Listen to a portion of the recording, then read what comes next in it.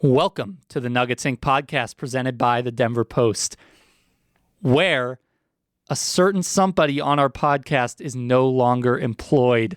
We'll tell you more about that on this episode. And then we'll talk a lot about the Denver Nuggets, who are off to a great start this season. Jamal Murray, all-star case. It seems to be happening at last for him.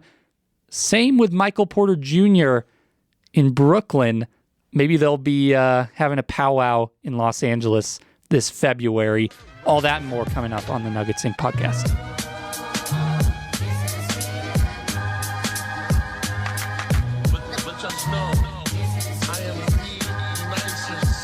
And we are back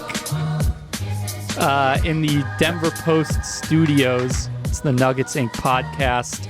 We've been gone for a minute. The past has been, a period of transition. The future is uncertain, but we are in here today with the recently departed Matt Schubert. Matt, you're no longer working at Denver Post despite being here in this building right now. That's true. I snuck in through the side door, and we're here in the podcast studios. By the way, it smells great outside. That's true. You didn't even want to interact with anyone. It's embarrassed. It's not wanting to interact. It's more like when I get into the podcast studio, get to work. Mm-hmm. I'm a grinder. I want to grind. Yeah, that's always how this goes. We get in here, we hit play immediately, and we don't discuss anything before we record the podcast. No, that's right. Litigations of Jeff Kent's Hall of Fame credentials. Shouldn't be in the Hall of Fame, but that's neither here nor there. Nothing like that. No discussion of random movies. Just all business here. That's how we've always done things. I'll throw this in there. I saw The Dark Tower on Saturday. That movie was terrible. The what? The Dark Tower. Have you seen this? No, I guess not. I don't know that I have. I didn't realize that I was getting into a children's film. I thought. This is great. This is the perfect goodbye Matt episode already because Matthew McConaughey and Idris Elba are on the cover, and I'm thinking, oh, I'll sign up for a movie with those two going against each other. Like, yeah, I'm in. And then it's this kids movie, and anyway, don't watch it. If you see is it animated? No, it's live action or whatever they call that. Yeah. It weighed in with a nice 16% from the critics on Rotten Tomatoes. Oh, wow. Yeah, it's bad. Under 20%, I feel like that's pretty hard to do. It's almost impressive. Yeah, it was terrible. And one of the rare, McConaughey performances where you're like, ugh. I love a one-star movie. There are certain ones that, they have a place, right? It's you can't have good art without bad art. So that's true. It's important. We need it. I think this is a perfect start.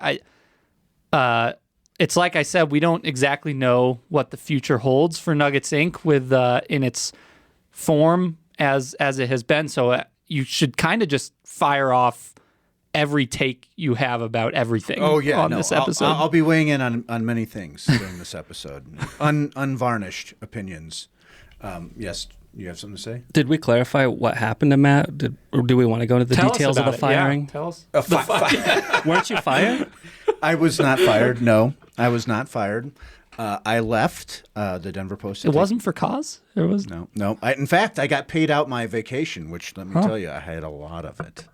That was great. But anywho, I took a job with The Athletic. I'm working on what they call the Daily Desk there. Editing copy from all sorts of writers all over the country. In fact, a New York Knicks column that posited, and I have to say I did push back on the writer on this, that Mikal Bridges and OG Anunoby are the best players to have not been elected to an All-Star game in the NBA currently. And you brought the Denver Homers perspective to that. I said there's some people in Denver that might disagree with that opinion. And people outside of Denver, probably. Yes. As I said to another editor, I said Jamal Murray would like a word. Yes, we're going to get to Jamal Murray, who might not have the title of best player in the league, did not make an All-Star game for much longer.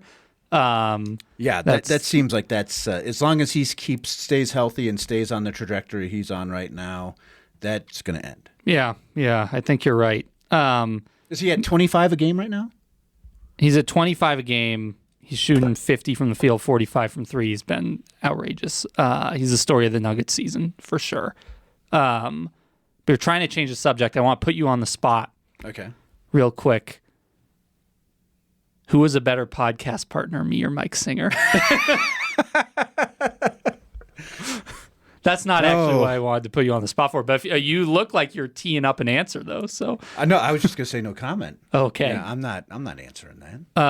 That's like saying which one of your children do you love most? Yeah. You can't answer that. Yeah, that's tough. Mike, your child who's of similar age to you. Oh no, he's I think about 12 years younger than me. He's 12 years younger than Matt's old enough to be all of our father. That's not true. Wow, you're dating yourself. I'm pretty sure Mike is what, 33, 32? I believe he's 35. I thought you were. Is he 35? I thought you were 38. I can't believe that you're just revealing. No, believe it or not, older than 38. I believe one of our commenters once said that I was lying because they thought I was a 55-year-old man. I am not. I'm a 44-year-old man. Yeah. Interesting. I might have been 65-year-old man. I can't remember. Well, you've been the constant on this podcast, in addition to the steadying force of the Denver Post sports section for a number of years. You know, we've already had a farewell party for you, so I'm not going to say a bunch of nice things anymore. But yeah, got a nice smoker out of it too. I just have to put it together now. Yeah, that's true. Very generous gift, a wonderful gift from everybody. I'm very thankful. What I will put you on the spot on are the most memorable Nuggets moments, whether a game or like a moment in history from your Denver Post era as an editor and a podcaster who was, distinctly interested in the NBA. Well, I think number one is obvious. The championship. It's the championship. Okay. And then Mike Singer excitedly coming to me post-game and telling me that Bruce Brown is staying in Denver because that's what he told him. That's true. Mike got the little exclusive with Bruce, and I remember that night. Yes. He was very excited to write that up. To which I retorted, we say a lot of things post-coitus. And not all of them are true, are they? He said it again at the parade, didn't he? Yes, he did. He did. Yeah. Unsurprisingly, he was gone within a month. Yeah, but he's back. Yeah, he loves Denver. There's no. If all he said was "I will be back," then when we reported that the Nuggets were signing Bruce Brown to a contract in July, we should have included a mention in our story first reported by the Denver Post Mike Singer multiple years ago. Yeah, we could have done that. Other most pivotal Nuggets storylines that you've been part of editing. Let's see. Well, all of each MVP for Nikola Jokic, because it was just such a big deal for, I think, Nuggets basketball to have a player of that caliber. And each one of them sort of building upon each other, because every time he wins, it's more validation for the kind of player he is. I think that the bubble is probably number two, because the bubble was when we found out that this team's for real, that they are going to be a contender, and it's probably going to be for a while. In addition to being a historical oddity, the entire situation. Yes. You have all of those things sort of on top of each other. And they come back from 2-3-1 deficits. They take down Utah, who was at that time, I think, seen as sort of like a peer of Denver, and that was very quickly dispelled. They take down the Clippers, beginning, I would say, what's been a bumpy, rocky tenure for Kawhi Leonard with the Clippers, and now to the point that they're one of the worst teams in the NBA, and they just got rid of Chris Paul. Yeah, you can't say that was the beginning of the the downfall of this era because they made the conference finals the next year. That's true, but it felt like it was at that time. It was assumed, foreshadowed what was to come in a lot of ways. At that time, it was assumed it was going to be LA versus LA in the Western Conference Finals. Everybody was gearing up and ready for Lakers Clippers in the conference finals, and it didn't happen. And it was the first of many bummers for Clippers fans. And then they get to the Western Conference Finals, and yes, they lost the series. I believe it was in 5. Correct me if I'm wrong on that, Aaron. Wasn't that a 5-gamer? The Lakers series? Yes. And Anthony Davis hits the buzzer beater, and then there's no more Jeremy Grant after that. So, which brings me to what I think is the third one, which would be when they traded for AG, and as I've actually described on this podcast before, there's 5 games that are just orgasmic basketball. Just people are going crazy. What is going on with you? People are going crazy about this team because it's very clear that adding Aaron Gordon into this mix has unlocked this team as a championship contender. And then Jamal Murray's knee injury. And that's like basically sets them back for a year and a half. So I think those would be the ones for sure. I would say the very first year I got here, I was not a sports editor. But I started doing this podcast with Mike Singer, and that was the year that they broke their playoff drought. 2018-19 season? Yes. Yeah. And it felt like, this team's going to be fun. They're going to be fun for a while. I didn't quite see championship in their future at that point. I didn't realize that Jokic was just going to get better, that there was just going to be more growth for them. But that was such a fun team. They had at that time they had depth, believe it or not. They had actual depth. I mean, like Beasley's coming off the bench. Monty Morris is coming off the bench. Plumlee was a backup center. They had guys, and they had a really great series with the Spurs that they ended up winning because Jamal Murray went off in the 7th game. Or I think was that Game 7 that he went off in. I think it was. Against the Spurs? Yes. He had a really good game 2, I think. Oh, it was a game 2, yeah. But they were on the brink, and I think he saved them. As they were kind of like teetering, and if they had lost that game, they'd have been in real trouble, and he saved them. That sounds right. I think he had a really good series in general, though. Yes. It was kind of the beginning of this playoff riser reputation.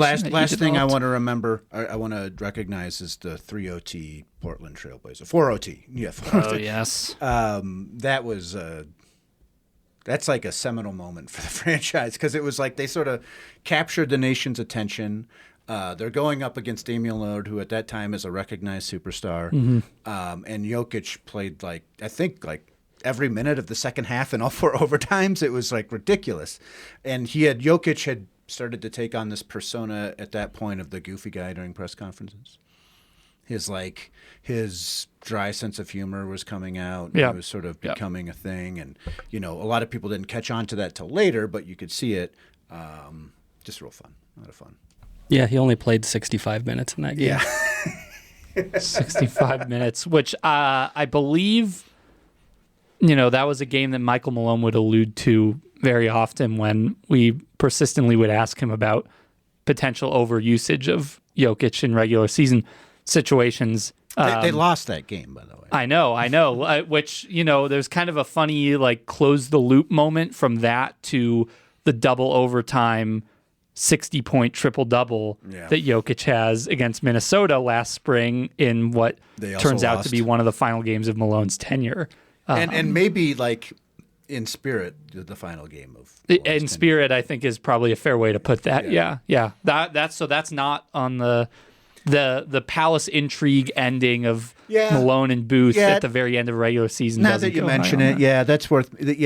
I'll say that specific game against Minnesota, it did feel like something was happening.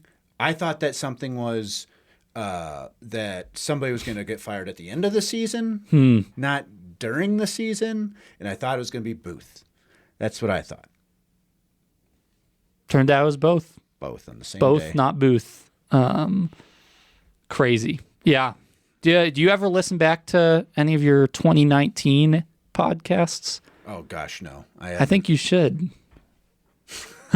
Why is that? I just, I'd be curious to hear your thoughts on whether you're better or worse now than you used to be. Oh, I have no idea. Aaron, you'd know. You've been around for almost all of them. I don't like to give Matt too many compliments, as you might know. But he's a very good host, and he has been since the beginning. Yeah, who knows what's going to happen?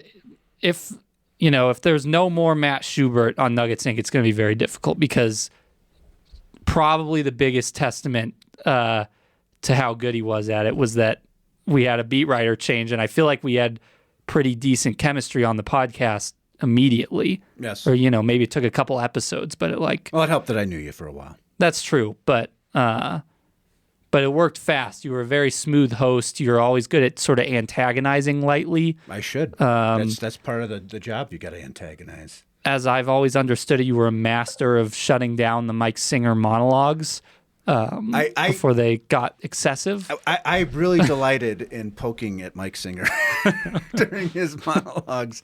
That was one of my favorite things to do. There's a debate as to whether Mike talked too much or Matt interrupted too much. Yes. So there are listeners that would say it was me that it was interrupting too much. No doubt. In fact, we've seen that before. I believe if you go back and go through the iTunes comments, I think there was somebody who said that. I'll have to ask what my parents think. Last I checked, your mom was still the last person to rate us on iTunes. I can't blame people. We've been dormant here for a bit. Yeah, as you've left the paper. So I get it, but I beg for it every time, and nobody heeds my. Give my Matt pleas. a farewell gift from the Denver Post, and just make a ton of comments on this episode that he may or may not be able to read in the future on this podcast. That would be great. I'm all for it. Yeah. Have at it. Yeah. So the Nuggets. Yeah, let's get to talk the about this is the Nuggets Inc. podcast. We had to recognize the moment, Okay. That's fine. All right, let me bring up the first topic here.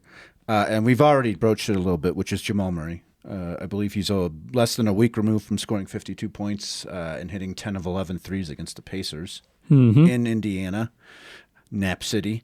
I believe he followed that up with, 32 the next game? No. 34? So he follows it up with the stat line is only 23 points, 12 assists, but all 12 of those assists come in the second half of a 23-point comeback at a very good Atlanta Hawks team. Oh, yeah, that's right.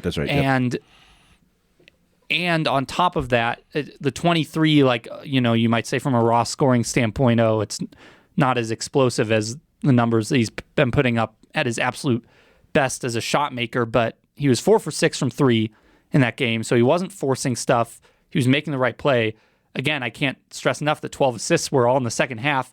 And in the last 30 seconds of the game, he makes a critical steal against Porzingis on a roll to the basket when Denver was protecting a 2-point lead, and then a block on his countryman, Nickeil Alexander-Walker, from behind with Denver protecting a 3-point lead with about 8 seconds left that leads to Alexander-Walker kind of panicking, driving for a layup that cuts it to 1, and then Jokic throws the quick look ahead inbound pass to Murray, who dribbles out the clock. So incredible, timely defensive plays from him in that game for a guy who's not necessarily known as a good defender, on top of just a very clean, smart game as a playmaker. Then he goes to Charlotte and scores 23 more in the first quarter of that game. Ends up with... Yeah, I was on 50-point watch, actually. I know, I was thinking job. The same. We were, he's going to do 50 again. We're going to have to write about this. Didn't happen. But I wouldn't say he played like a bad last 3 quarters either. He ends up with 34. He kind of let the game come to him. I don't think he had a single turnover in that game. So he continued to just be very smart on top of everything else. He's, obviously there are times where he gets a little wonky with turnovers. I thought against Dallas he was last Monday at home. That wasn't a good game for a lot of people. Yeah. He ends up having a sprained ankle in that game, which adds to the kind of mythos of the week that he had afterward. But so he has those stretches, but in general, he's been very good at sort of handling blitzes when he's been running the second unit and when he becomes sort of that focal point of the defense with Jokic on the bench. He's just done everything the Nuggets could have possibly asked of him before the season, and he is going to make the All-Star game. It's just going to happen. So that's part of this this discussion here is, okay, so he's on track to be an All-Star. As long as he keeps playing this way, that streak's going to end. If you were a betting man, who has the better odds here of making All-Star? Our old friend MPJ or Jamal Murray? I'd love to go through some of the names on the West and East sides. Let's do it. First, let's do Jamal Murray. It's probably Jamal because he's on a winning team, but that's the answer here. But so the West,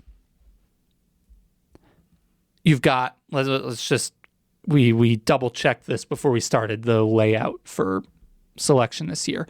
It'll be positionless. There will be 12 players from each conference. The fans account for 50% of the vote on the starters. The players and the media account for 25% each on those 5 starters. And then the coaches select the 7 reserves. And I think, by the way, just to interject, there's probably no way he's getting a starting nod. I doubt it. I would be really surprised by that. So, Jokic, Shea, Luka, locks. Right. They're the what about our 3 leading MVP candidates. What about our boy Reeves? I don't know about as a starter, but he's in there. I have him down as one of the top names. He has to be in the mix. I think Wembanyama's still going to end up making it, perhaps as a starter, even He's got to despite. get back in the court, though, first. Yeah, but he's been so good when he's played. The Spurs are winning. The fans having a significant vote on the starting lineup could play a role here. Yes. They're not necessarily saying, has he played enough games to, they're not necessarily nice impersonation. analyzing it. Is that just like random wonk impersonation right there? Yeah, I guess so. So Wembanyama, I think he's making it. That's 4. Just a few other names. Şengün, Anthony Edwards, Austin Reeves. What number are we at now? That's 7. That's 7. Kevin Durant. Yeah.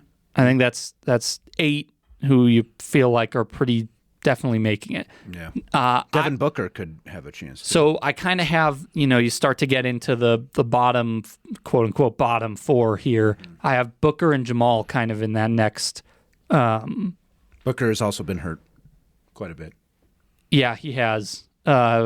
Obviously, it helps when, he's been contributing to winning, unlike in past recent seasons in Phoenix, though. So, so that's going to help out with him. So I think I kind of think Murray's in the top 10 right now, but then you have this whole collection of guys like Steph with his games played. He probably still just makes it because he's Steph and he's been good when he's played. That we have to have a clipper there because it's at the Aspiration Dome. So James Harden's an interesting case. He's been... Didn't he just get benched for an entire second half or something like that? I don't know that I would choose him as one of the terrible, set reserves. By the way. I don't... I think you can make room for good players on bad teams, though. Can I take a victory lap on the Lakers over the Clippers in the wins draft? That, I mean, I feel like I knocked that one out of the park. That's like a second deck shot that hurt somebody. Yeah. Look, it's not like I'm the only person who is sitting here saying the Clippers are going to be better than the Lakers. I think a lot of people watched the offseason and said this is a... Yeah, well, that's why you gotta break really away from the Clippers pack team. sometimes. You gotta be able to take a step back and look at what's happening. I felt very good about them as a regular season team. I don't know about as a playoff team. We're not going to get to find out now. You think they're going to probably. make the playoffs? You think they're going to make the playoffs? Maybe a 9-10 game. I think they could make the 9-10 game. The West is weaker than everyone thought. That's kind of one of the prevailing storylines early this season. Yes. A lot of teams sort of in that mid to bottom tier that are just underperforming. So, Memphis, Dallas, Clippers, Sacramento, these are all Dallas teams is on the rise right now. Maybe. They look good now.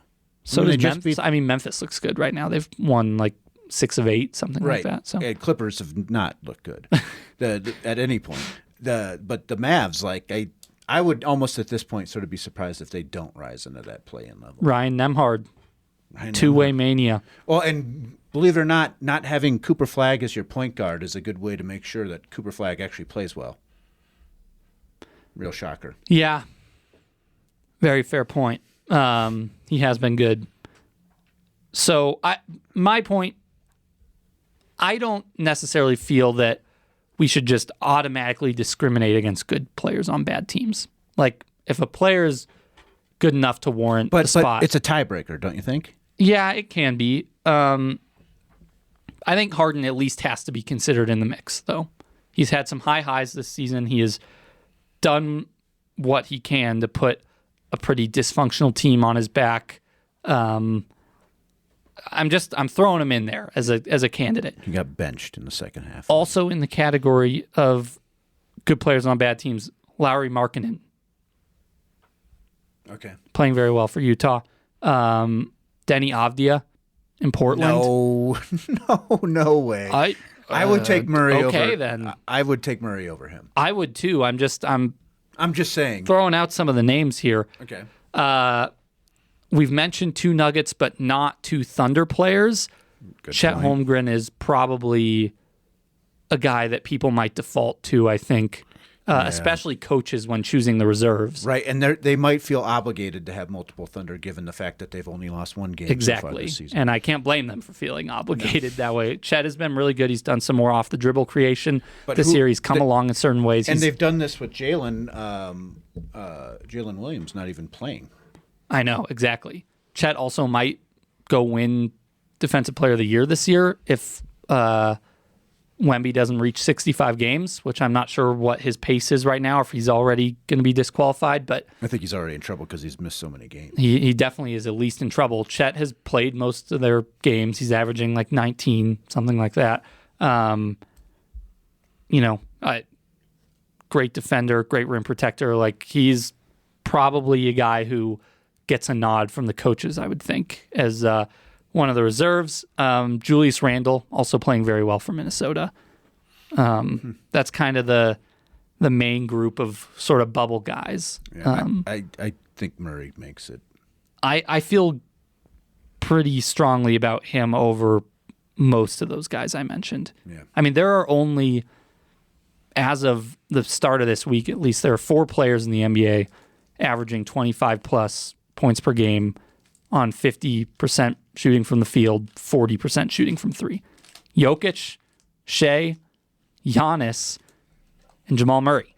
So those are 3 perennial MVP candidates. It's good company. And Jamal Murray, and it's, again, with like in Giannis's case, he's taking 1.5 threes per game. So it's not like he's a volume 3-point shooter like Jamal and scoring at that type of efficiency. Okay, so we feel good about Jamal. What about our guy MPJ? Can we go over to the East? Yeah, let's do it.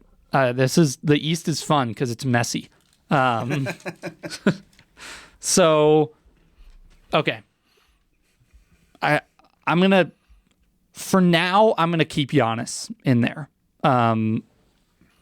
If this turns out to be a thing where like he just doesn't play for another month and then gets traded, Well, it didn't look good, did it? well, it's Also, like putting on my tinfoil cap here, report from ESPN comes out saying that there have been discussions about his future with the team, and before he can talk to reporters that night, he gets injured. That seems a little weird. Yeah, but I mean, I understand what you're saying. It's tinfoil hat. That's all I'm saying. Yeah, you can only avoid, facing the media about the biggest storyline in the NBA off the court for so long. Agreed. Eventually he's either going to have to play for Milwaukee and then talk about it, or he's going to get traded somewhere and then he's going to be talking about it. So, I'm just going to keep him penciled in for a spot right now. So, okay. Giannis, Cade Cunningham, Donovan Mitchell. Those 2 have to be in. Jaylen Brown has to be in. Jaylen Brown, Tyrese Maxey, those 5. Jalen Brunson. And then it gets interesting after those 6, maybe. So Somebody from the Heat has to get in there, don't they? I think Norm Powell's probably in there. He is sort of close to Murray, in fact, in that near 25 a game. Clippers have to be really regretting that. I know. That's what a blow. He's just been fantastic for the last season and a half. So that's 7. Jalen Duren might get in there as a second piston. That seems early, though. I'm just saying. No? He's been really good. Just seems early as all. Who's to say? It's early on all of these guys. I mean, We haven't gotten to the Raptors yet. No, I'm a guy, Scotty Barnes. So I was going to say Karl Anthony Towns. Okay. He's just been reliable scoring as ever as far as big men go. Jalen Johnson from Atlanta. Yes. He has been outstanding and has really kind of Best player on their team? embraced that role Who would since have the thought trade. that 2 or 3 years ago, that he was going to be the best player on their team? I don't know about 2 or 3 years ago, but I wrote it right when Trey got hurt while you were still the editor, so Yes. you can vouch for the receipts that I predicted this would happen. He had a triple-double at halftime against the Nuggets last Friday. That. Unbelievable. Unbelievable. I believe it was the second fastest in history Correct. behind Jokic in 2018. Correct. So, outstanding game from him. Too bad they lost, sort of sharing the trend with a couple of Jokic's greatest games coinciding with losses. But that's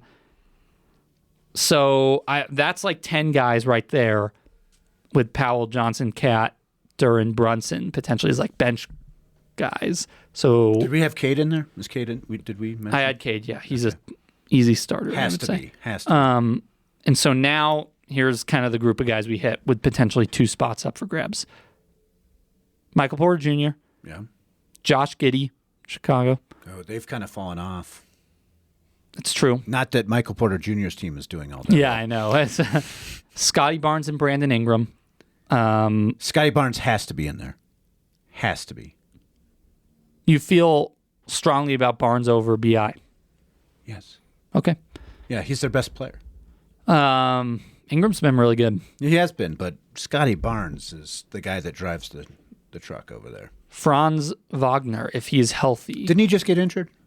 Yeah, but he avoided disaster. Everyone thought it was going to be season-ending at first. Turns out it's like a high ankle sprain. So I would say as of right now, he should be in, but like I don't know what the severity. Like And you that don't might think just you be don't the think 11th Paolo? spot right there. You don't think Paolo is? I think Franz has been their best player. Yeah, he has I don't know that there's room for 2 Magic players. They haven't I been don't that know. great. They've been. Evan Mobley maybe, although I think that kind of relative to the expectations of his career arc, he has not quite performed to sort of what you might have thought was coming from him this season. Pascal Siakam, a bright spot in Indiana, much in the way that terrible. They've been terrible. Brooklyn Nets, man. Like that's what we're talking. Yeah. We're comparing Michael enough. Porter Jr. against guys Fair you enough. can't not include Siakam. So that's kind of the group. Where's my Con Knipple? Concanipple. I did not think about Concanipple, No. but so anyway, that's a group of 1, 2, 3, 4, 5, 6, 7 guys potentially with 2 or 3 spots on the line. So does Porter's, very impressive start. Hey, Ron, you got odds up over there, do you? Too early for odds right now. Too early for odds. Do you have any insight to give us? Did we mention Josh Giddey? I did. Yes. Okay. He's on glad you ask. I didn't know if I had heard him, but I don't know if MPJ makes the cut with as bad as his team is. That's his problem, is that the Nets are god-awful. I think they've got 5 wins, is it right now? Are they at 5 wins? Something along those lines. It's bad. If he had put these numbers up in Denver, then He'd make it. obviously it's a different story. Yeah. It's interesting. So these numbers aren't completely up to date anymore, but the touches are interesting because over the last 3 years, basically since his 3rd surgery, he touched the ball 41.8 times per game in Denver. That's, below Jokic, obviously, below Murray. In some cases, like last year, Russ had the ball in his hands more than Mike. Obviously, like it's no secret, he was very heavily used as an off-ball player, movement shooter, spacer, all of this stuff.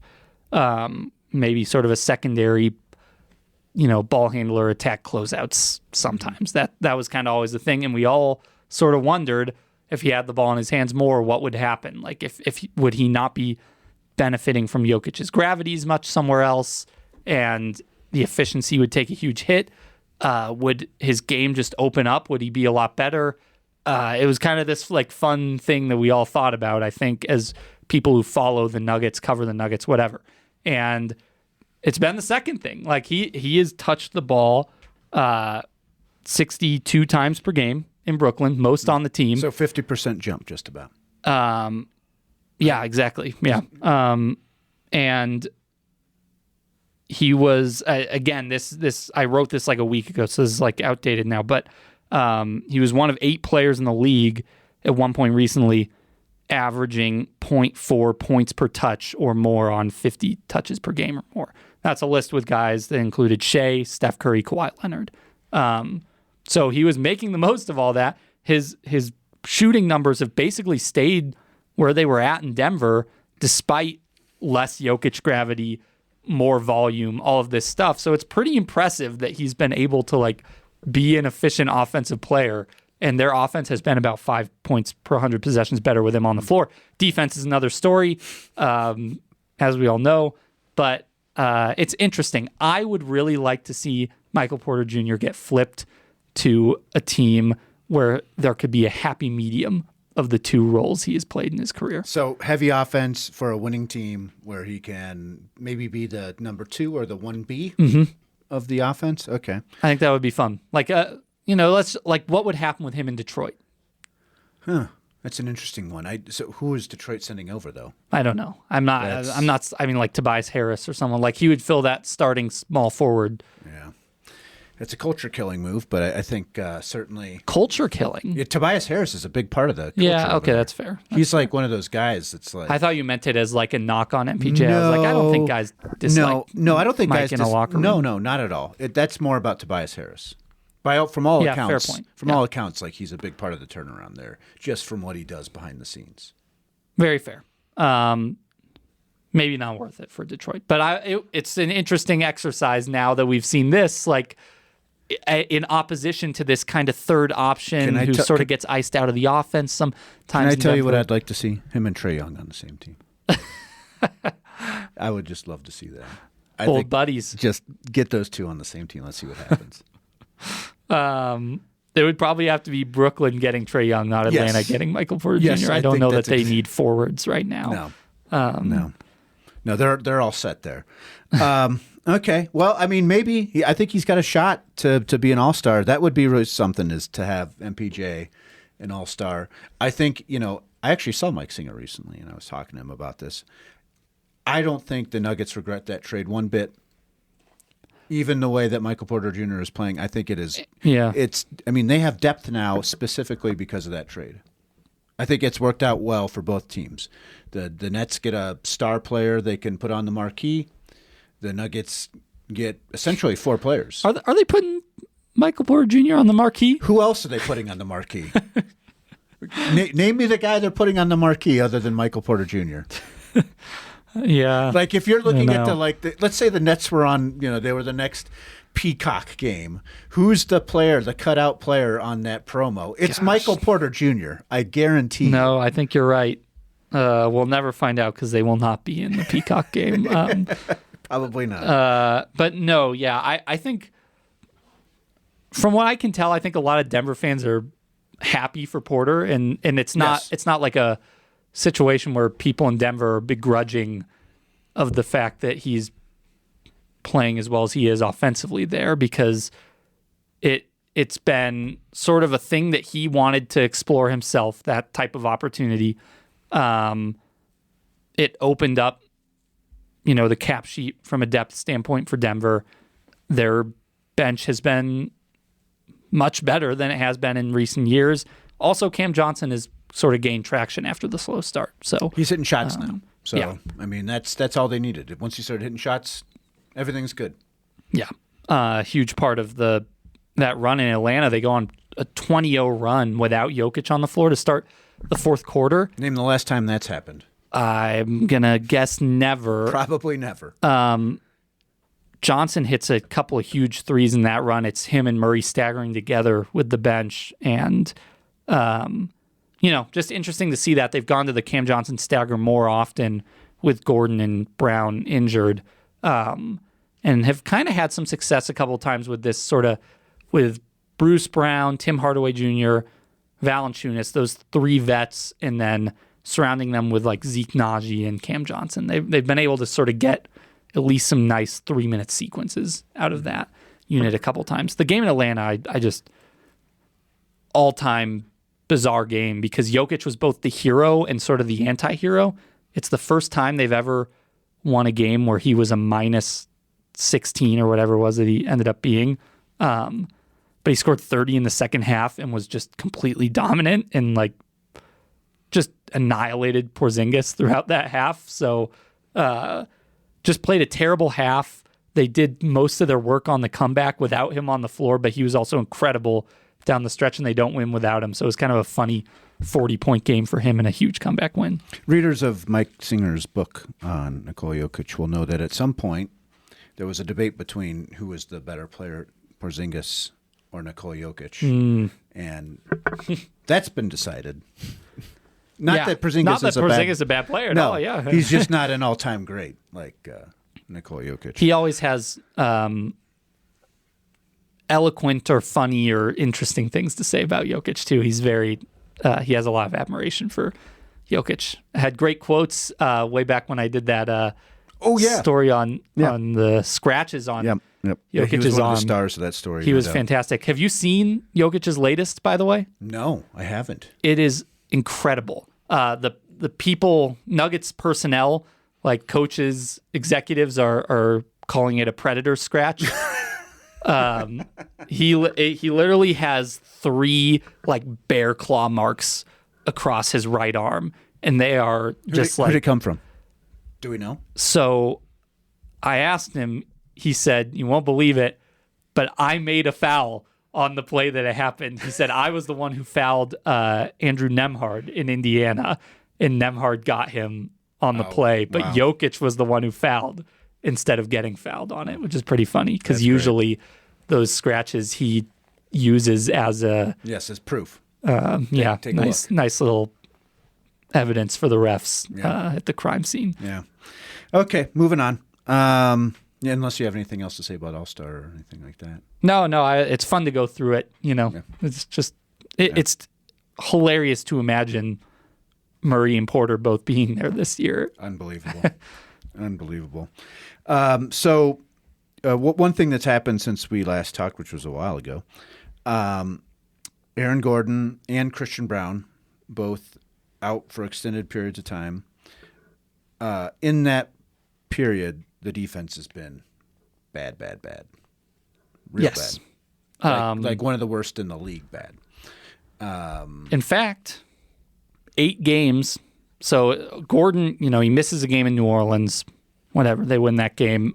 He comes back against Houston. Gets injured 4 minutes in. Yep. Just clearly walks straight to the locker room, kind of not even frustrated. He kind of just has this "are you kidding me" look on his face. And you knew it was probably another multi-week thing. They're already missing Christian Brown. They get through that game playing very good defense, ironically. But after that, the 8 full games without those 2 guys, they are 29th in defense. The teams that sandwich them are New Orleans and Washington. Those 2 aren't good teams. And yet they're 7th in net rating in those 8 games because their offense is an absolute machine. Their offense is the best in the league, I believe, isn't it?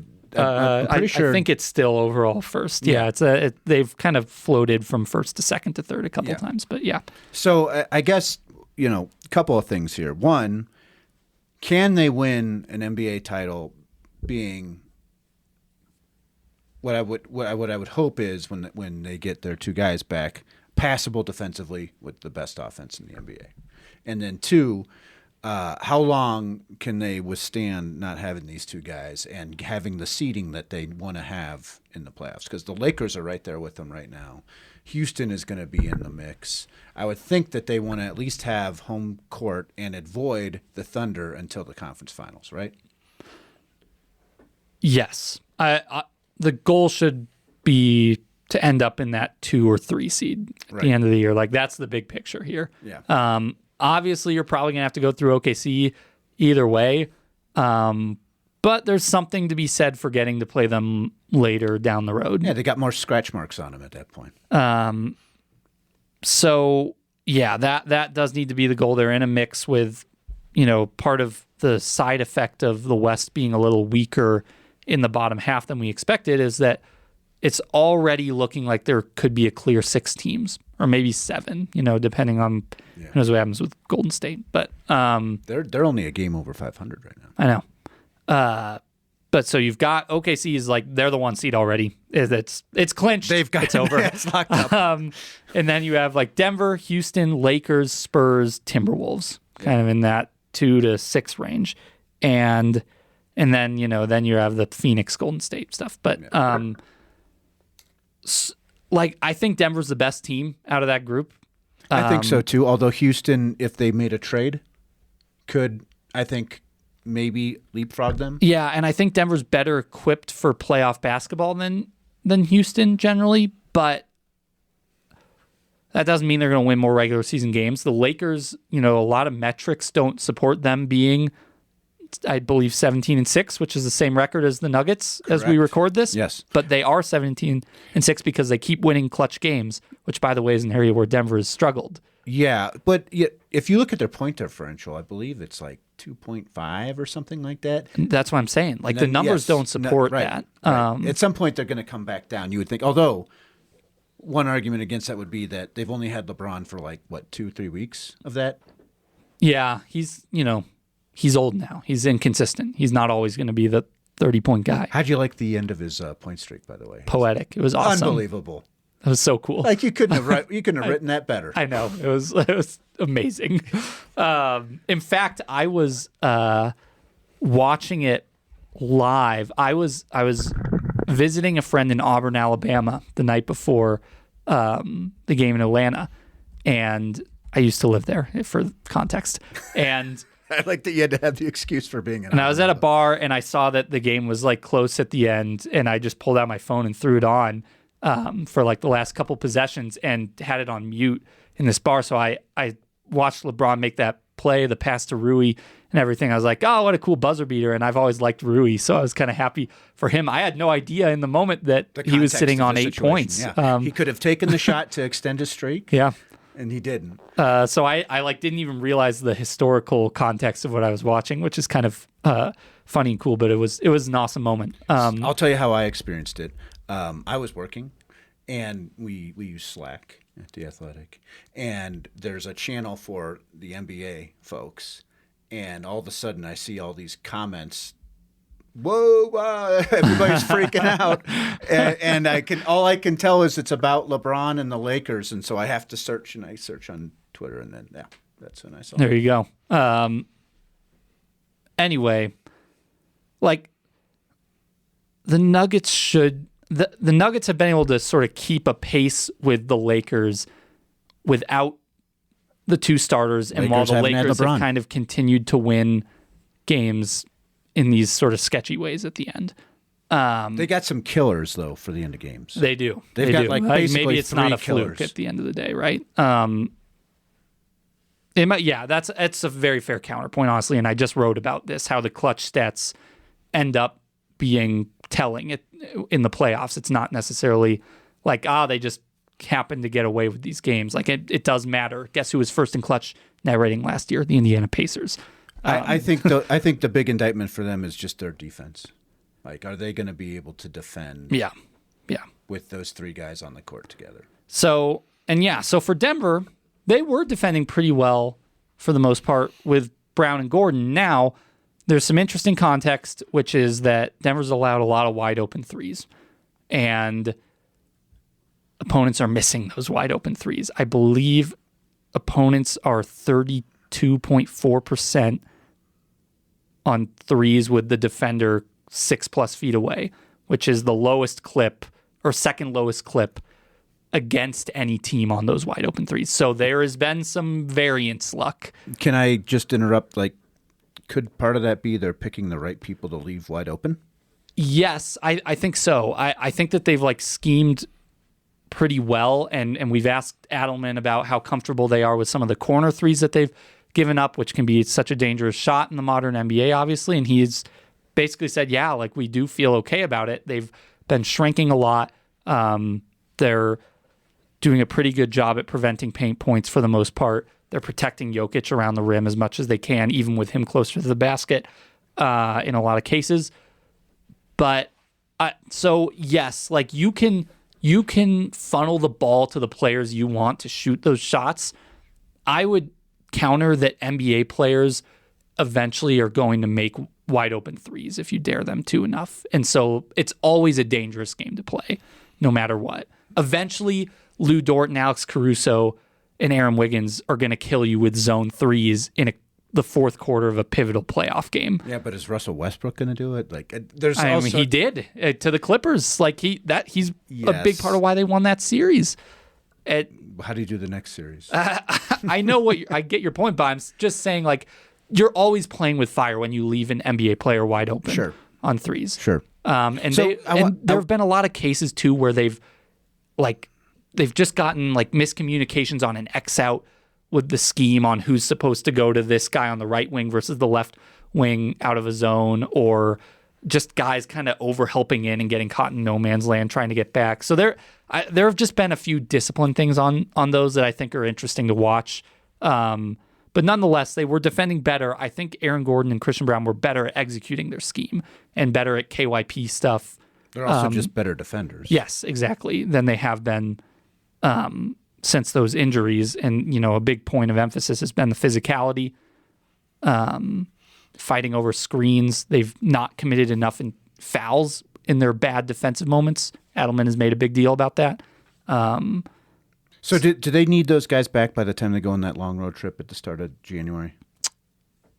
By the time look, they've won 10 straight road games right now. Like they just went on a 3-game road trip and won all 3 of them without both guys. So I'm not going to say they need these players. I think the more important thing is that they absolutely know without a shadow of a doubt that Gordon and Brown are healthy when they come back.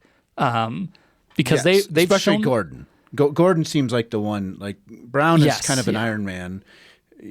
Gordon it's just cropped up too often. Yeah, it's sunk their chances against OKC last year. It's a recurring pattern of soft tissue things with him, as opposed to a very weird step that Christian Braun took onto James Harden, or James Harden stepping on him and then his other legs sort of like that was just kind of a weird play that Brown got injured on after missing barely any games the first 3 years of his career.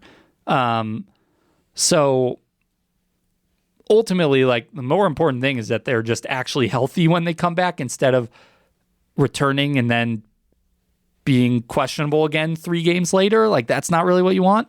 So I'm not going to say like, man, they, ultimatum, they really need these guys back by Miami and Orlando after Christmas. What it sounds like right now is that they might come back at some point during that trip. Unlikely. 7-game trip, by the way. It's like 7-game trip, just a absolute marathon out east. And seems doubtful either of them will be playing on Christmas against the Timberwolves.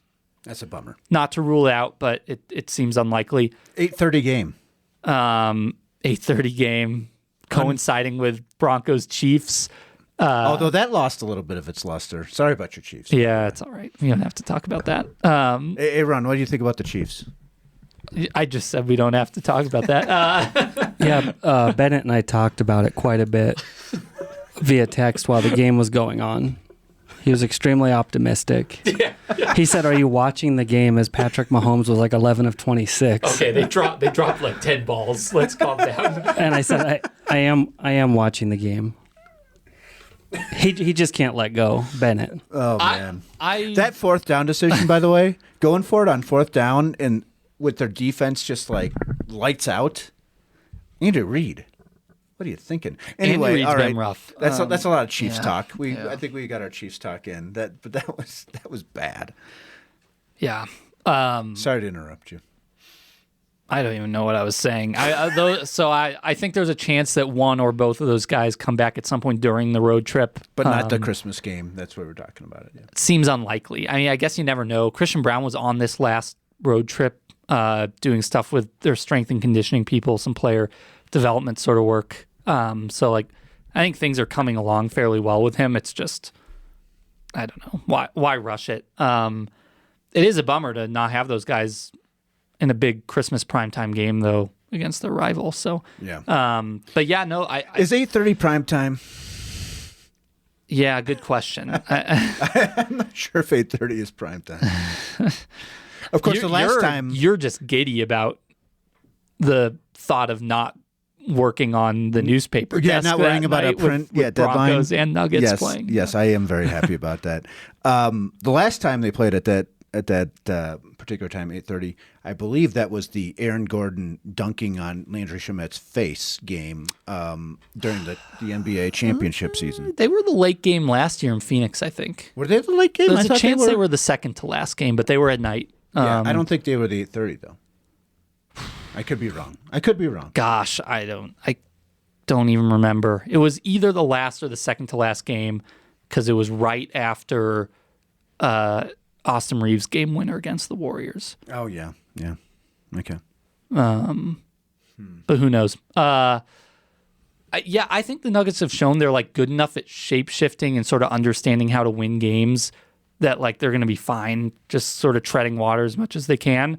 But obviously they need those guys healthy eventually because, I don't think they're going to beat OKC in a 7-game series if Aaron Gordon is dealing with hamstring and calf strains throughout the I think series. they need a fully healthy Aaron Gordon to win a 7-game series against the Thunder. And by the way, like it bears mentioning, we were talking about All-Star stuff. He was probably outside looking in, but borderline All-Star candidate before his injury. Definitely. So this sort of speaks to the depth thing for the Nuggets, and this is why they've built a roster that can withstand these injuries. Essentially, like they have the depth now that I think if you had taken both of those players off of last year's team, they'd have been in real trouble. Mm-hmm. I agree.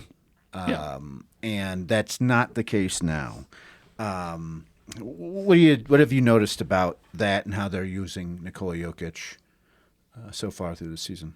Well, I just think that they feel very happy about the veterans on that bench. Like they've kind of looked at Bruce and Hardaway and Valanciunas as sort of a trio together, and that can kind of be your bedrock for the bench unit, and then you can tinker with it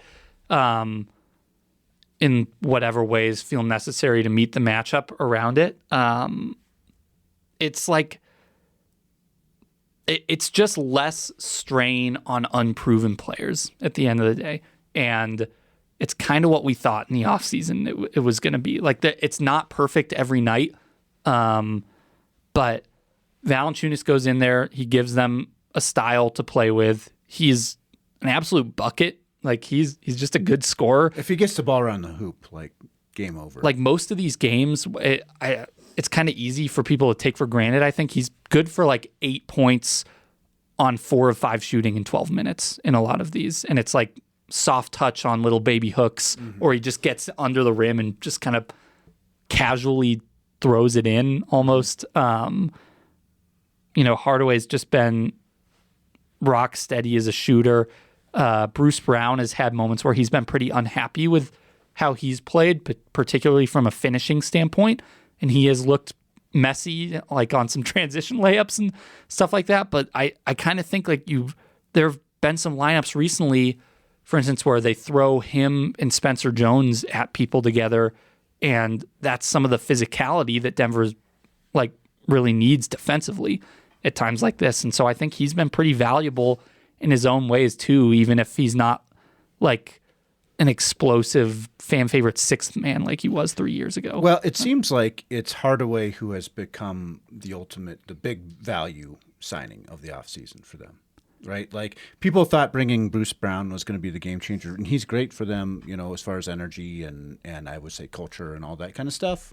Mm-hmm. But Hardaway has, if I'd have asked you in July, and I don't even remember if I did or not, what do you think they're going to get out of Hardaway? I don't think you would have said first guy off the bench, and he's, scoring at this great efficient clip, right? I think we sort of foolishly conceptualized him as a ninth man. Yeah. And maybe there will be times during the season or even in the playoffs where he fades more into that sort of role, like depending on whether he's hot or not as a shooter. But like right now, he's the first sub. He's scoring in double figures off the bench pretty much every game. I was just looking at how many in a row. 7 straight in double figures off the bench, which they haven't had a guy like that who you're like, we can pencil him in for 10 to 12 points. For 10 to 12, with Russ, it's like he could do it just by having the ball enough, I guess, but his bad nights were bad. Yes. And Hardaway doesn't have like a couple of plays that might cost you the game in the last 2 yes, generally not. Like at least the moments that might make a fan sort of rub their temples with frustration at Hardaway are him sort of jacking up a contested 3 instead of committing a live ball turnover that's 2 automatic points for the other team. And that goes a long way because the Nuggets have turned the ball over less this year, and it helps a lot when they don't turn the ball over because their offense is so clean otherwise. Yeah. So yeah, I mean, he's just been steady. He's got a couple of these 20-point games where he's just given them exactly what they needed off the bench from a heat check standpoint. I don't know. They've just been able to sort of mess with things a lot.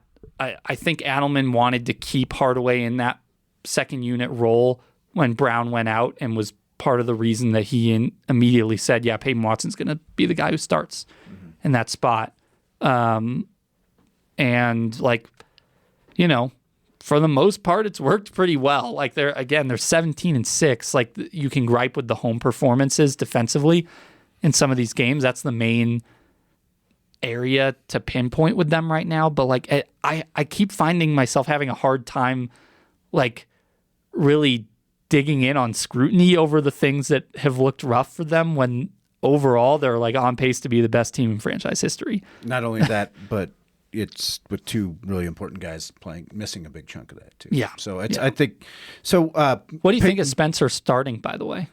Well, I love Spencer. Yeah. I wish he didn't foul so dang much. I think if there was one thing, counterpoint that, like, there have been times where he's kind of messed with himself by fouling too much, but it has been the recurring point that they've brought up where they fouled 3 times as a team in the first half against Atlanta and gave up 70 or whatever. You could make an argument that style of defense, which is kind of like OKC, the way they play defense, which is make them call it, essentially, as if I was going to come up with a phrase for it. The make them call it defense.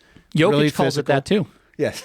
Yeah. He has bluntly said, like, he's not pretended. Before the season, he was like, we want to dare them to call stuff more. Like, we want to be more aggressive on the ball, use our hands more, and like play that game like OKC does. Mm-hmm. And that's what Spencer Jones is doing. That's what you want to see from Spencer Jones. So I think as a 2-way signing, like, home run, way to go. Do you want him to have the full roster spot?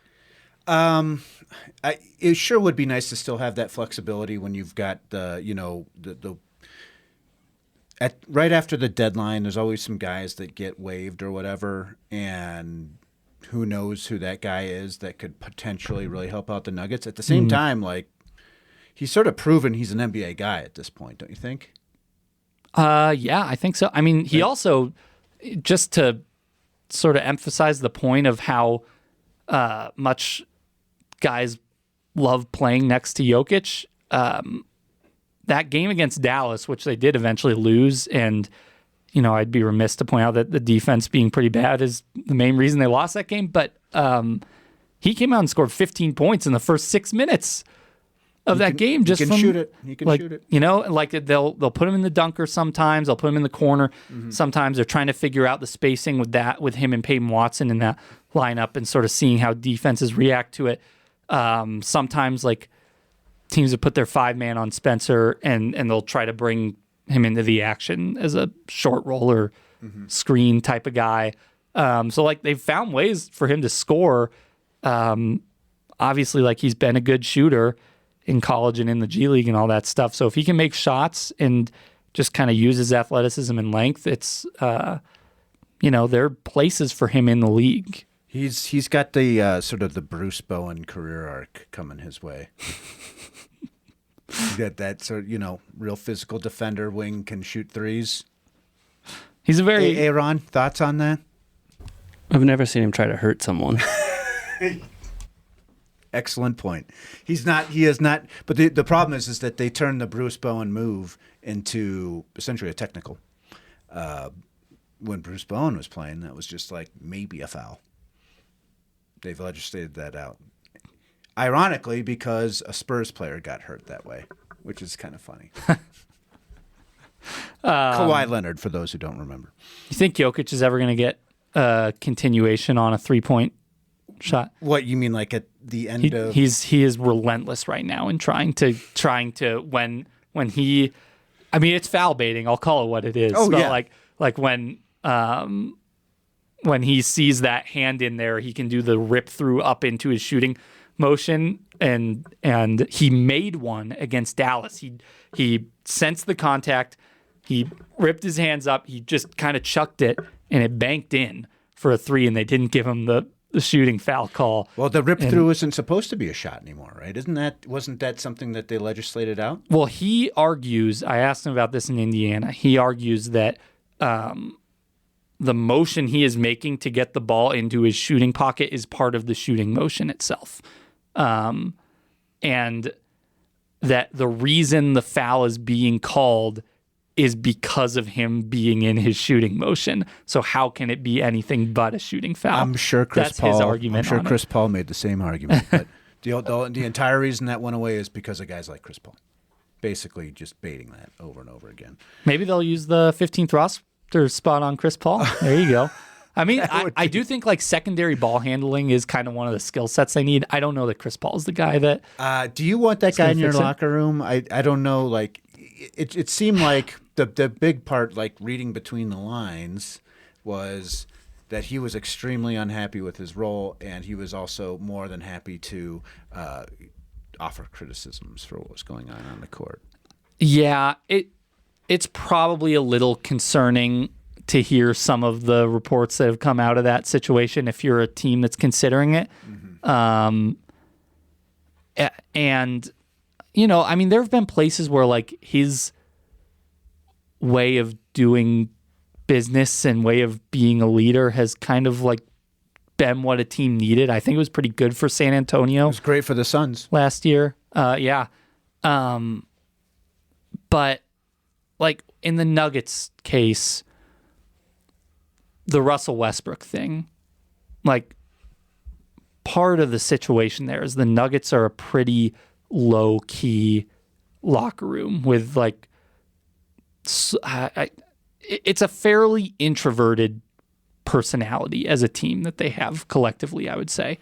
And I think Russ was kind of such a, like, just like a knife stabbing into that sometimes, that like collective blanket of chill personalities, that it just kind of rubbed the wrong way by the end. And so with Chris Paul, isn't it a little bit similar, right? Like is that the type of personality that you want to bring in? I don't know.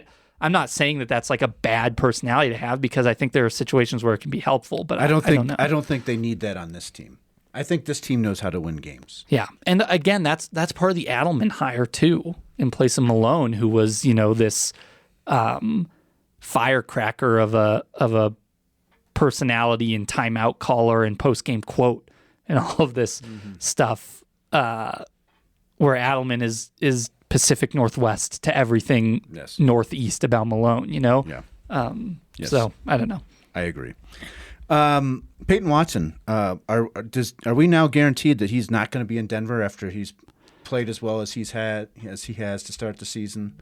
It seems like somebody's going to want to give that guy a fair amount of money. It's interesting because this 6-week runway right here is pretty big for him. Very big.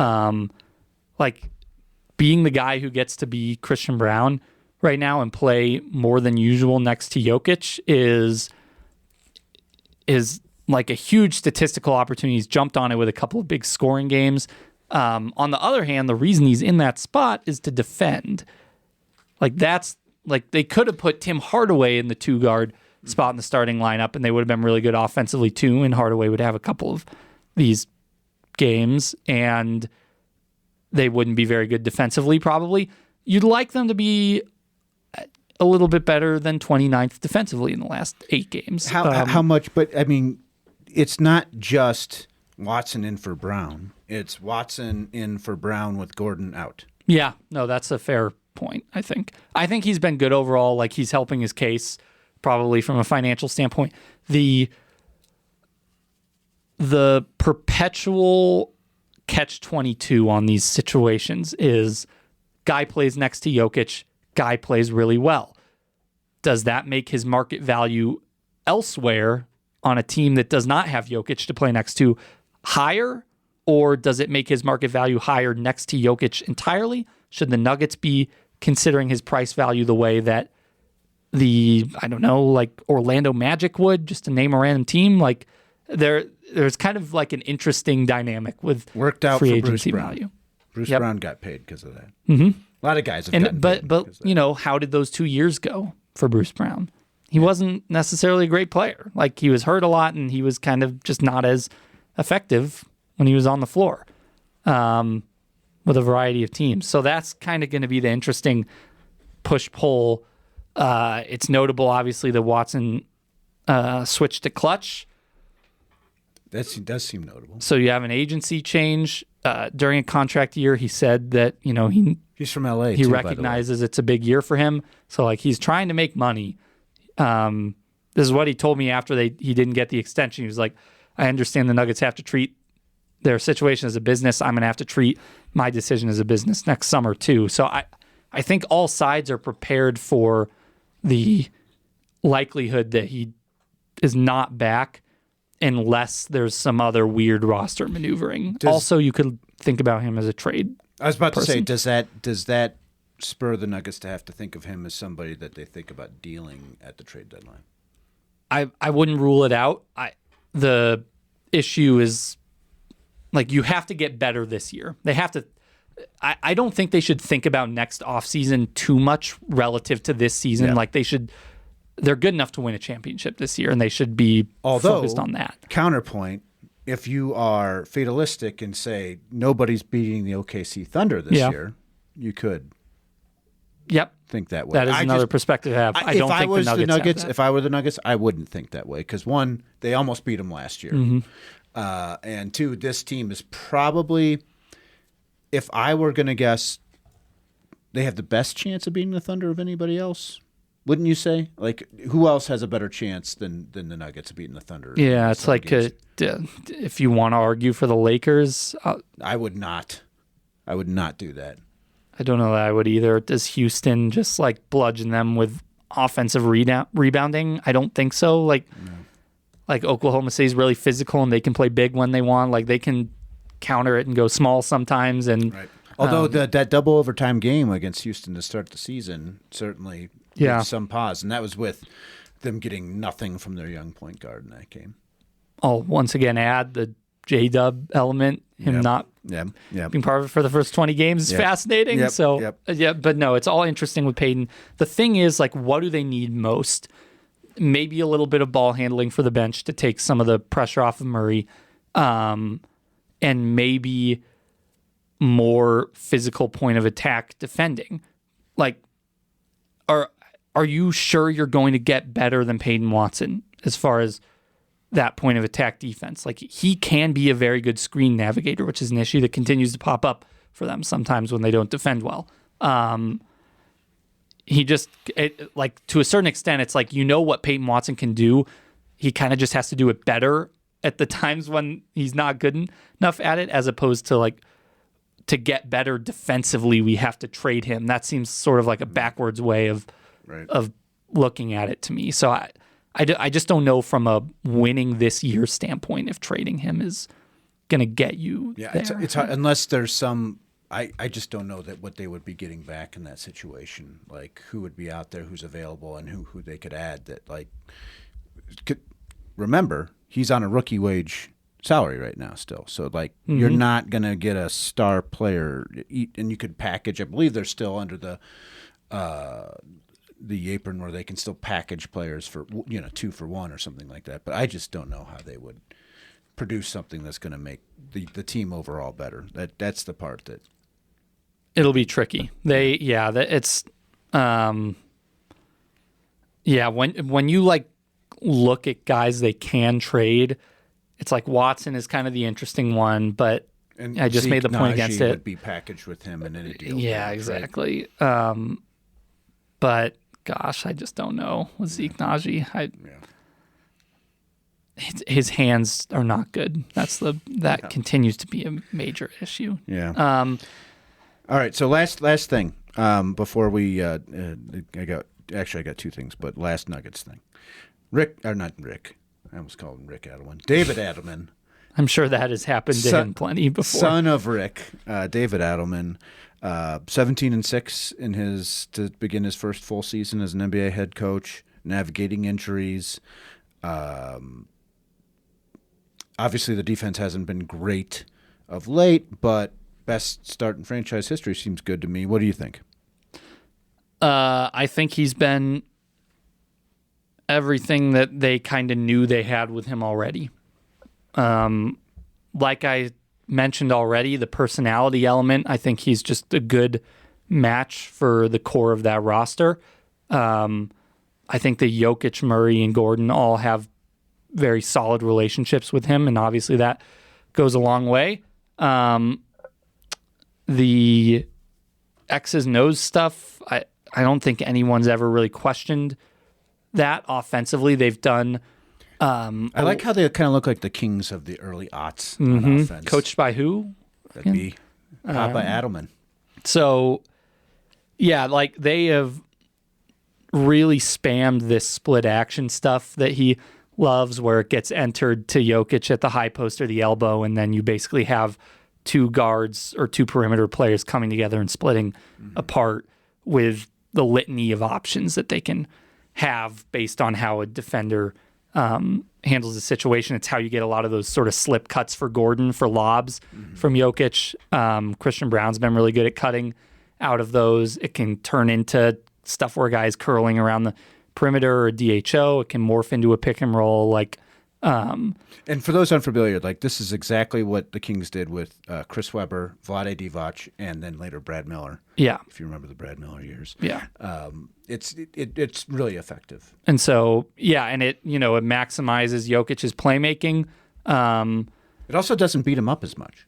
So that was a huge reason that Adelman early in the season sort of talked about his preference to kind of base the offense out of that sort of action as opposed to post-ups, because not that they're not, like, Jokic still posts up a ton. Like, at the end of the day, like, when you're in a generational post-up player, you're going to post up sometimes. He also likes doing it. He said it himself, like, I love posting up. I feel like that's a big part of my identity.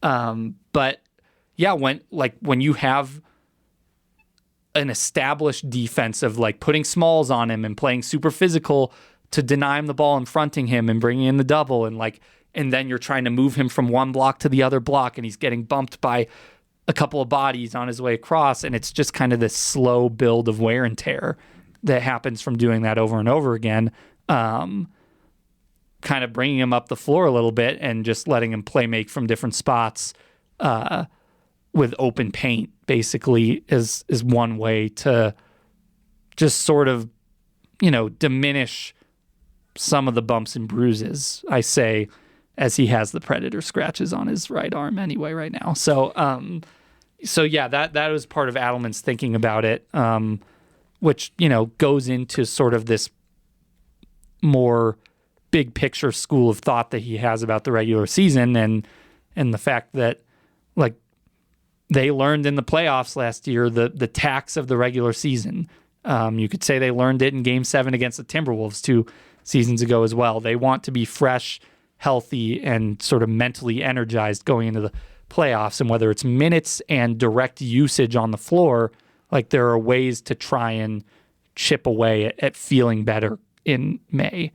Is there any way that Nikola Jokic wins the MVP with the Thunder doing what they're doing? It's tough, right? It seems like it's impossible. It kind of does. Even as great as he is, like they've lost one game. Were they like 25-1 or something? Yeah. And Shea, like he's still scoring at an insane rate with extreme efficiency and not playing fourth quarters in the majority of those games. And it's when that was the main case for Shea, sort of the winning quality of the team, fair or not. Last year, it's hard to imagine them, possibly breaking the Warriors' wins record or coming close to it, and it not being. Do you think they're going to break similar narrative? They're going to be less incentivized to play their guys every night and win at the end of the season. But they got so many guys. I know. It's a great point. It's true. Like they're still so good when Shea's out or when J-Dub is out or whoever. Yeah, I don't know. Like you're right. The argument against it is that I'm pretty sure in 2016 the Spurs were at Golden State's heels most of the season, and so they still had some sort of. They had a whole month where impetus to win. They could have taken off the gas a little bit at the end. Like 2 or 3 How many games did the 15-16 Spurs win? I think they won about 62 or 64, somewhere in that range. Yeah, I think that's what they were at. I would have guessed 67 or something. I think they wanted the record. They wanted the record, and some might say it cost them in the end. I just don't know. Oh, 67. 67. So, like, they were, in striking distance, if I remember right, for a lot of the season. They very clearly went for that record, though. Yeah. And ironically enough, they were in the same spot that the Thunder are in now. They were coming off their first title, one that many pundits sort of poo-pooed because people got injured. In that case, it was the Cavaliers had a bunch of injuries in the finals.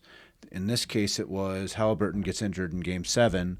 Aaron Gordon, if you want to go that far back, too. Right, yeah. And so they've got something to prove.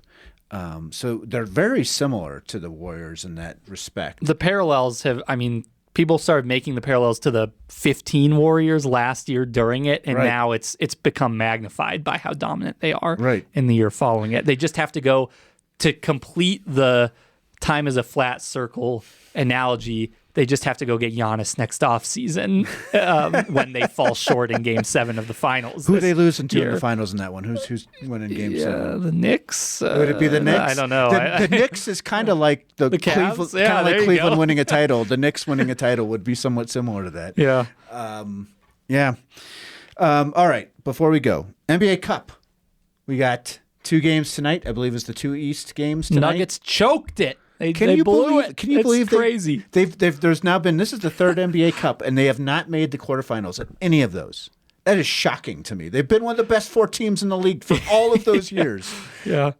It's very crazy to me. It was just sitting there for them to take against a Spurs team without Wemby this time. Right. And they gave up 139. Unbelievable. And they're sitting at home. Look. Do they care about that at all, do you think? They do. Yeah. I think when it's over, they're not thinking about it a bunch anymore. Like the 11 months of the year that it's not happening, they're not like getting motivated by the NBA Cup. But I think once it's going on and they recognize the little carrot that's dangled in front of them from a financial perspective, they want to win a little extra. I think we've seen them play hard, and Jamal has mentioned himself, aside from the bonus, which is nice, little team field trip to Vegas where we can all go out. Right. Vegas is like something that they enjoy doing. Well, so I've got to think that for OKC, this is also a very big motivation because they could potentially be the first team that wins the cup and then wins the title. Do you think that's something? Yeah, I might be overstating it. You don't think that's something? A big motivation for them? Nobody's ever done it before. Now, granted, this is just the third season. Nobody's ever done it It's before. But here's the thing. All right, hear me out. While you're giggling over there. You're like earnestly bringing up the stuff that I was like writing tongue in cheek a couple weeks ago of like the fans have been waiting for this NBA Cup knockout stage in Denver and they still can't get it. Can I make my case? Let me make my case. This is still a very early thing, right? Mm-hmm. So you become a team that wins both. You sort of set the standard for excellence by breaking the wins record, by winning the NBA Cup, and then by winning an NBA title.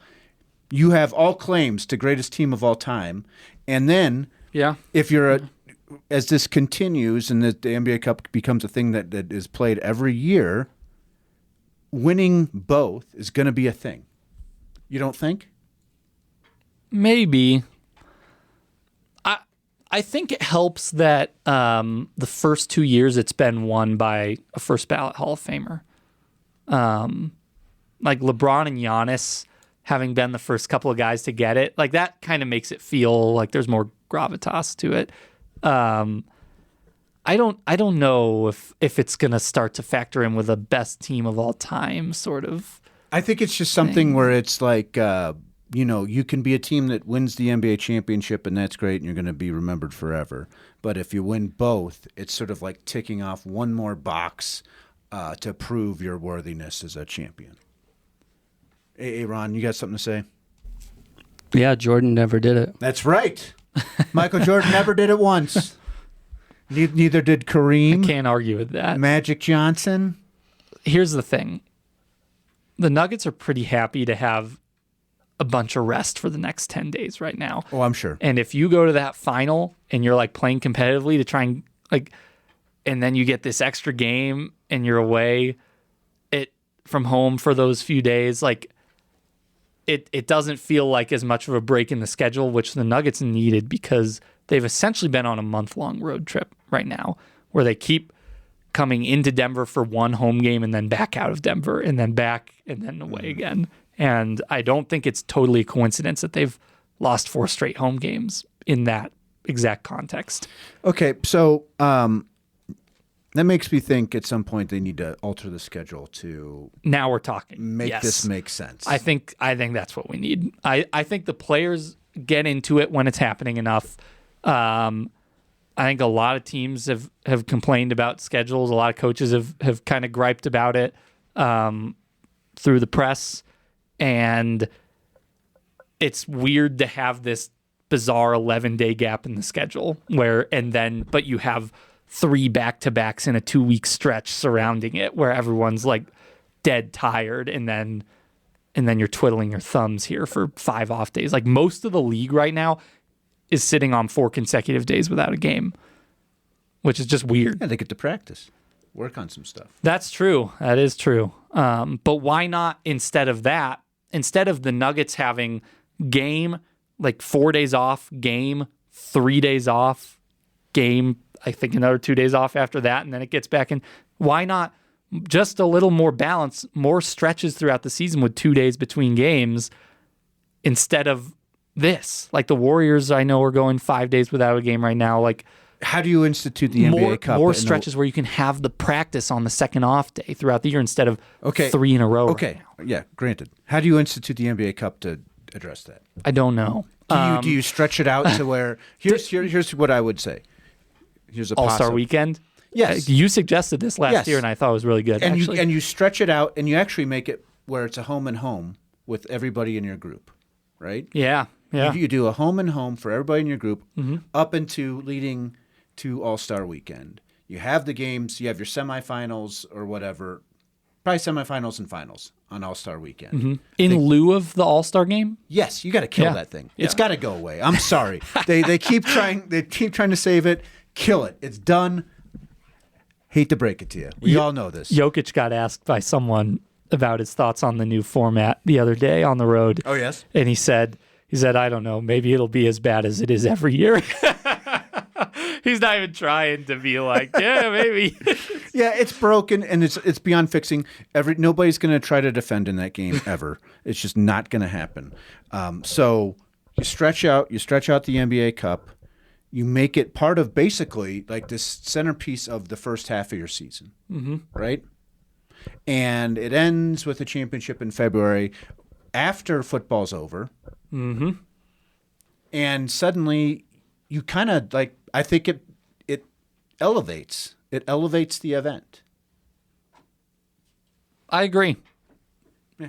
Obviously, like the problem you get into then is the teams that make it complaining about not getting a sufficient all-star break. I don't know if there's a way around it at that point. Maybe you factor in a 2-week sort of hiatus or something. But that's kind of what it is right now in mid-December. Yeah, but now you don't have that in December. You can build it around that February period, you know? Yeah. And just a longer all-star break for everyone. Exactly. So that the teams that are there have a break. It's just a... Yes. Yeah. Here's more money, and you don't get as long of a break. Sorry. Yeah. I mean, I like that. Whatever it is, I think the schedule is kind of what needs to... If you could kill two birds with one stone with the all-star problem and the awkwardness of the NBA schedule around the Cup right now, then that would be fantastic. If they could do that, then I don't think anyone would be complaining that much And at the end of the day. you could argue if it came in that February portion. Now, here's one problem with it: the Super Bowl might be that weekend soon. I think. Well, it just isn't All Star usually a weekend or two after the Super Bowl? So it's a week after the Super Bowl now, but with the NFL about to add an 18th game, the NFL, what an obnoxious league, man. They're ridiculous. They're one of the many reasons to hate the NFL. But yeah, you essentially launch the second half of your season at a point in time when you can really capture people's attention with a couple of big games, presumably with a few big stars, and by adding more games to the group play session, teams like the Nuggets don't get left out. Also, your home and home idea adds more cup games that they can throw colorful courts on and market a certain way. The colorful courts. While also, I kind of think everyone's in favor of more of those home and home, or even, I don't know. I guess that doesn't totally fix a travel problem if you have to go back and forth between one or the other, but those can be convenient. Sometimes the baseball series matchups. I think. So, I don't know. But by last part of this NBA Cup thing, Nuggets court, I want you to grade it, A through F. It's bad. They're all bad. All three that they've done. My personal opinion, the worst of them all. Really, I don't think red should be on any court. I generally agree. I think this shade of red was more tolerable in person. Flatirons red. Yeah, Flatiron red. I thought the blue, they had like a deep royal blue the first year. Yes, I remember. And I think in person that was god awful. Like that was really difficult to actually watch the game and like discern what was going on. And the yellow one I thought was going to be horrible and obnoxious in person, and they all are. So yes, it was, but at least yellow is closer to the natural color of hardwood. It's just like correct. It's like a normal hardwood made neon sort of. Mm-hmm. So that was probably the best, and this one is the middle one for me. I think. I couldn't stand it. I think the bright reds are terrible. Oh, the worst. This one was, a little more subtle, I guess, if you can, which is a word that should not be used in a sentence with anything about these NBA Cup courts. Did you have an overall favorite this year? Yeah. Was there one that you saw that you were like, ooh, that one's pretty good? They're all bad. I don't know if there's one off the top of my head. There was a green one, I believe. Timberwolves had a bright green. That was awful. Yeah. Really bad. Yeah, gosh. I understand the idea of having different courts, but do they have to make them so obnoxious? The Prince Court the Timberwolves do is pretty cool. Yeah, that's a neat one. Yeah. I do like them like totally embracing the Prince thing. Like they should serve pancakes as part of the like festivities of these things. That's one of the best pre-opening tip songs in the league right now. Is Hey, Ron, did you get that reference? I think everyone got it. Did you get the pancakes reference? Pancakes? He's too young for pancakes. It's probably the greatest Chappelle Show skit ever. Ah, okay. Charlie Murphy playing against Hand Up. Prince. Hand Up, yeah. Oh my! You need to watch this after we're done. I'm well versed in most pop culture stuff for a guy in his 20s, so you can't get on me. You might have been 2 when this aired on TV. Yeah. He wasn't born for that or the start of the LeBron double-digit streak. Oh no, he was born. he was born in '99. So No, I thought he was born in 2010. I'm 17. Didn't notice. Okay. All right. Anything else you want to get to before we sign off here? I feel like we've covered a lot. Obviously we missed a lot of time, so We did. other developments in the season. Westbrook had some words for Denver when he was back How here. about that, huh? Let me just standing ovation for Russ. Like that, way to deliver. He did deliver. Yeah. Not always the best with the press, but they're like, He had something he wanted to say. Yeah. And he was going to say it. So, and then he came back for that other game and had 15 in the fourth, I think. He was and great was a in that pretty game. big part of Sacramento winning. He was great in that game. Yeah. We'll see as things get closer to the trade deadline if there's potential transactions. Obviously, I think that whatever they do is going to be pretty small. I don't. If I were them, like the biggest transaction they can make is getting Aaron Gordon and Christian Brown back in the lineup. Yeah. Like, I think they have the depth they need. You brought up ball handling in the second unit. Isn't that kind of what you had Brown for? Like he can handle some of that. He can bring the ball up, whatever. And like that is just like to break up the chemistry that you've got right now and the makeup of the team you got right now. I just don't see how that would be worth it. It's a fair point. I don't it just doesn't seem like you would want to mess with what you've got, which is like a great mix of veteran players and young players. And they're, I'd say about 10 deep, like a solid 10. Mm-hmm. Yeah. That's as deep as they've been. At least they should feel comfortable at 9 deep in the playoffs eventually. I think that's kind of the goal you want to have instead of 7.5, If you were going to rank like the teams, and we briefly touched on this earlier, that have the best chance of beating OKC, I think it's got to be Denver, maybe Houston. After that, I'm not really sure in the West. Maybe Minnesota. I don't.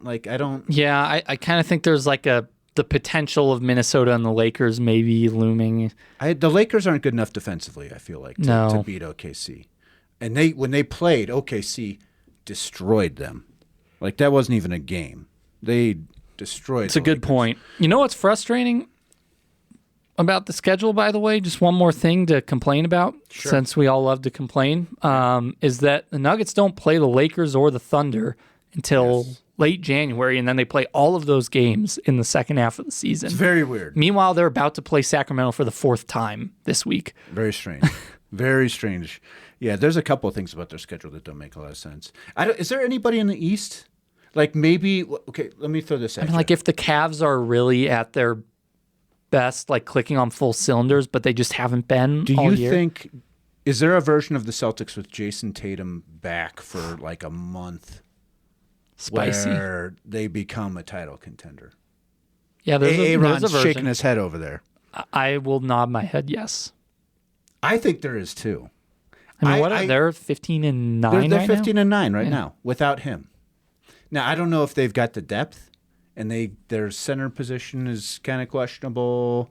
Yeah, there have been a few teams that have played small a lot this year. They are certainly one of them. But like the Knicks, I can't see it. They got like Keita. He's been an all right big. Yeah. Like Jordan Walsh is kind of filled in as like a smaller big guy. That would be interesting in the scenario where Tatum comes back. And here's the other thing we don't know: where's Giannis going? Also true.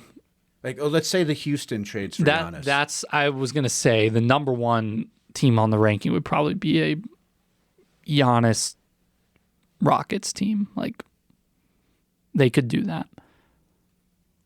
They've got the assets to make it happen. Yep. They've got picks and players. What's interesting is they add Clint Capella in the offseason.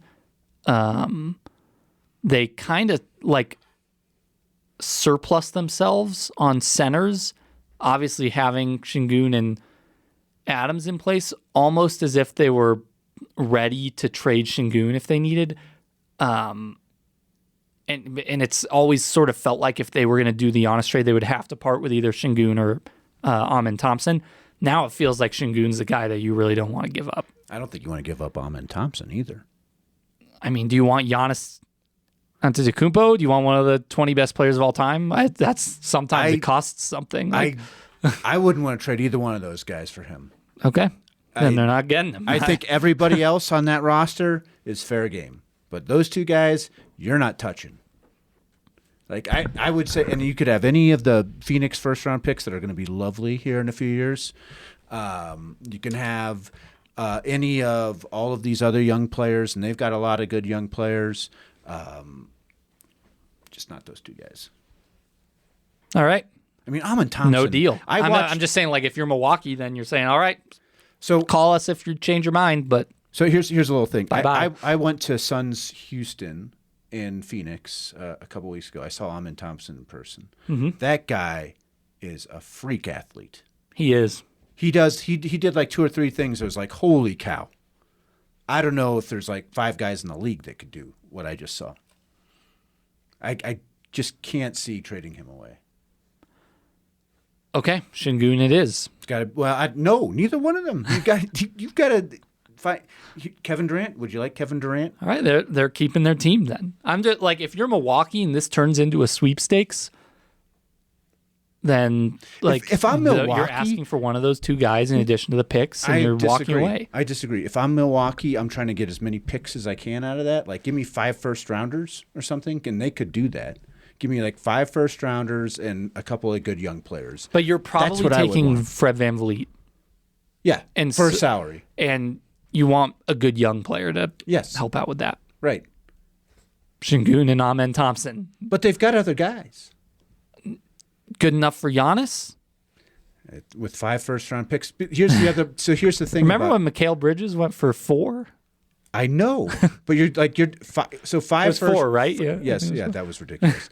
5 first-round picks, and I'm trying to think. They have that wing. I can't remember his name right now. The wing defender player. It's like, oh God, what's his name? Are you talking about like Jabari Smith? Like, no, more although big, Jabari is somebody I would try to get. Mm-hmm. Like if you could get Jabari, picks, VanVleet. The thing about Milwaukee is they have none of their picks.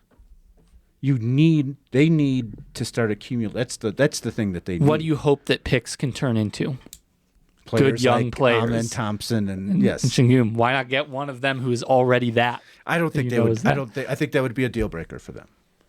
Don't you think? Like for Houston? Yeah, for Houston. Maybe, but that's how trade negotiations work. And so that if they say no to both, then Milwaukee says that's a deal breaker for us, and we see who bends first before the deadline, or what other teams come calling. Atlanta's sitting there with New Orleans pick. How about Atlanta with Giannis? What do you think about them? That'd be fun.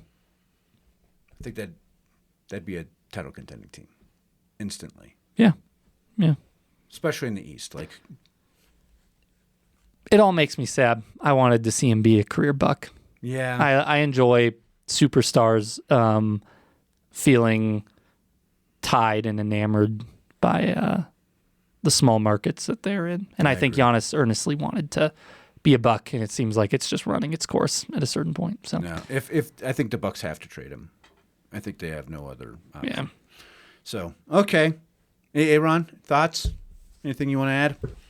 About Matt Schubert? Yeah, good guy. I didn't add that. Any reflections on the Denver Post before we sign off in your while you have a microphone in front of you, just go ahead and review it. Yeah, just say everything about the I think it's a fantastic publication. I think anybody who's listening to this should subscribe, if not just for the Nuggets coverage, the great Nuggets coverage that we have, and that we've had ever since I've been here. I know that much. Not saying that I'm the reason for it. I'm saying we've had it the whole time that I worked at the Post. But there's plenty of other reasons to subscribe. Support local news. These people are doing great work. I was proud to be a part of it for the 7.5 years I was here. And I'll keep reading myself, so I guess that's it. Beautifully said. Who's to say when we'll be back next? But thank you for tuning in. This has been another episode of the Nugget Sync podcast. Thank you, everybody.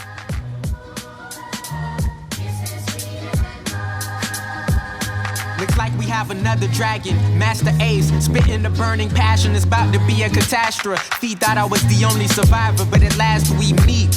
Like the food vegans don't eat. I know you can see the infernal blaze. We would probably burn the stage and leave it with 3rd degrees. And inside of us is an eternal blaze, blazing eternally like a furnace. But it's so hot it's burning the furnace's frame. Your family and furniture isn't safe.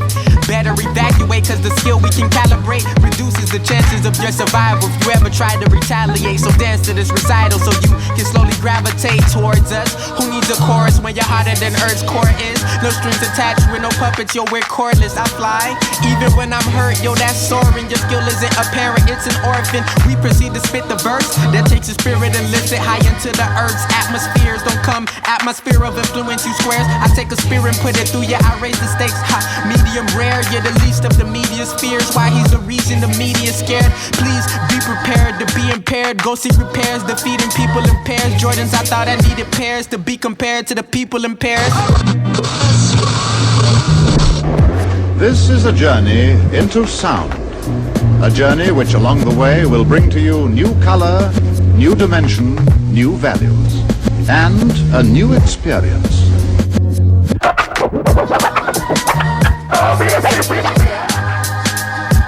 Gather round hip-hoppers as if you're still living. Still got love for the game, I'm still giving and still driven. Like Diddy in the Maybach. I've been repping for the city since way back. All y'all rappers better stay back, cause you still can't find me. I'm a needle in a haystack, a rare breed sitting high up in the chariot. What y'all do is getting high up in the Marriott.